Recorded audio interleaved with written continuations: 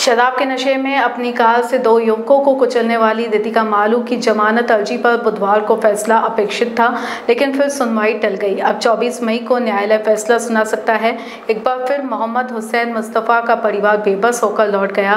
प्रकरण से जुड़े लोगों का कहना है कि जब पुलिस ने प्रकरण को गंभीरता से लिया तो मामला न्यायालय में आकर अटक गया।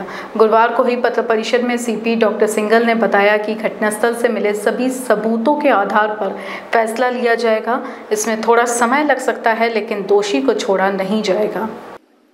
ते जे तुम्ही म्हणताय की आम्ही त्या गुन्ह्यामध्ये जे जे एव्हिडन्सेस होती म्हणजे त्यांनी कुठे दारू पिली होती, त्यांनी त्यांची रिसीट वगैरे, CCTV फुटेजेस, आमचे अधिकारी ज्याच्यात ज्यांच्यावर असे आक्षेप होते किंवा आरोप होते ती आमची कारवाई आहेत चालू।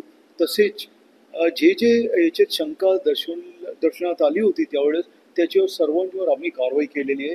आता ते पेपर्स माझ्याकडे नाही, आता मी सांगितलं असतं तुम्हाला, परंतु त्या केसमध्ये एकही आमच्याकडून अशी चूक म्हणजे मला असं वाटतं की राहिली नसेल आणि जे त्याप्रमाणे जसे आम्हाला कळलं होतं त्याप्रमाणे आम्ही कारवाई केलेली आहे।